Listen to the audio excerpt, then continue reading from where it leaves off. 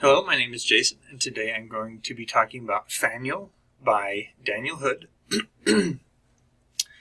So, first off, I, for a long time, didn't pronounce the name of this book as Fanuilh.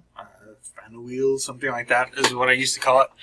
But then I actually tracked down the website of the author, and he said it was supposed to be pronounced Fanuilh, like Daniel. Anyway.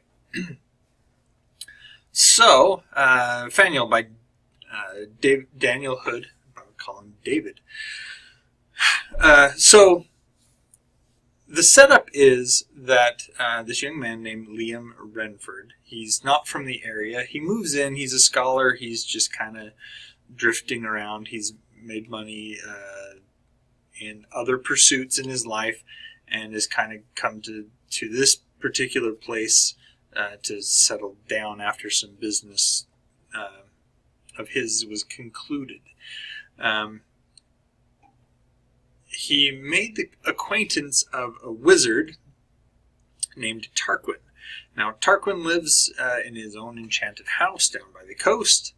He has this little dragon that is his familiar, and the town is wary of him. I mean, he is a wizard, but they are proud because they have a wizard that lives near their town.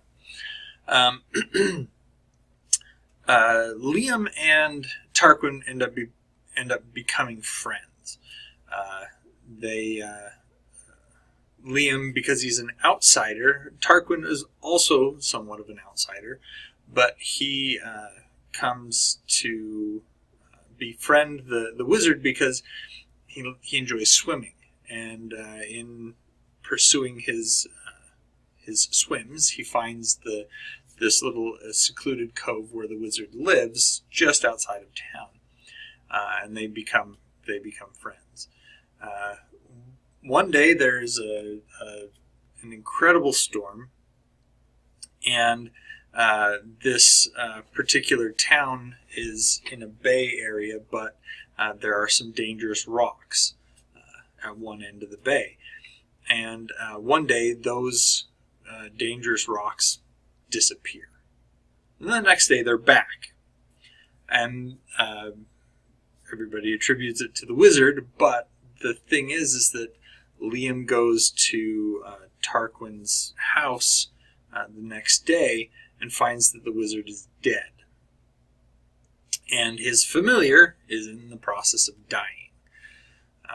The familiar, in the process of dying, bites Liam and, in effect, steals a portion of Liam's soul. And that allows the familiar, Fanuilh, to continue to live. And at this point, the familiar wasn't sure who the murderer was, knew it was a woman, but was unable to pinpoint exactly who the murderer is. Of course, Liam gets involved because Tarquin was his friend. They have the local aedile. Basically, it's a archaic word that means sheriff, and the sheriff enlists Liam's help as an investigator in this case. They established that Liam did not murder Tarquin, and since he is now basically the recipient of Tarquin's goodwill, in the form of he was the recipient of Tarquin's will at this point.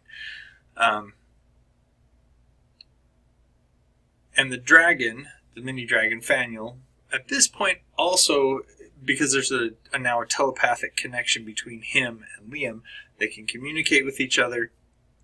And in going through Liam's memories, Fanuilh comes across the fact that Liam had avenged himself upon the people who had murdered his father. And Fanuilh at this point wants to bring to justice the person that murdered his former master, Tarquin. And so they team up together to investigate the murder and bring to justice the person who is responsible. Obviously, the disappearance of the dangerous rocks at the entrance to the bay of the town, that comes into it and brings in part of the motives of who murdered Tarquin and things.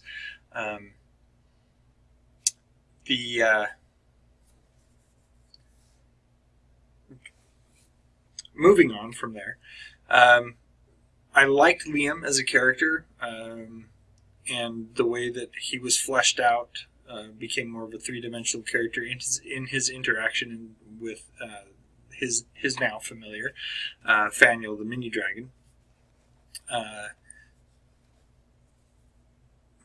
Liam is meant to not necessarily be a dashing rogue heroic figure, swinging swords and all that stuff. He is physically fit.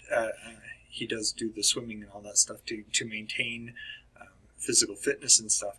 But his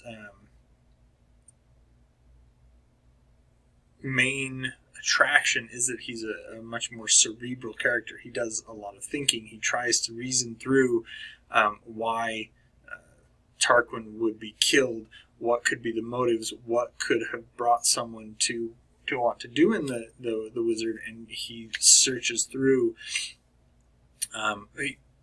But at the same time, he's not, say, like a Sherlock Holmes character, where murder and mystery and intrigue are his life. He's a scholar. He wants to do research and that kind of stuff, and that's one of the reasons he came to town to begin with. And so he, while being able to hold his own, as said, he's also supposed to be a thinker, but not so lofty that you can't identify with him. Fanuilh, on the other hand,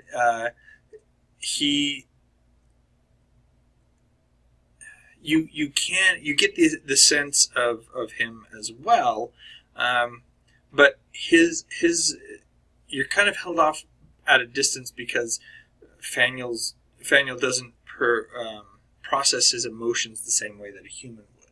So he comes across as being flat emotionally. Not necessarily that he is, but because his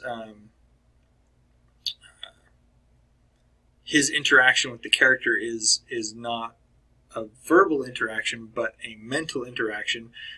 He doesn't necessarily transmit his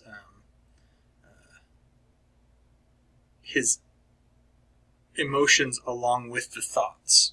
So you get a sense that he's a very logical person when maybe he isn't necessarily, because of his the flatness of his communication. Not that that's a bad thing. It does make for an interesting dynamic between Liam and Fanuilh trying to communicate and make each other understood back and forth between the two of them.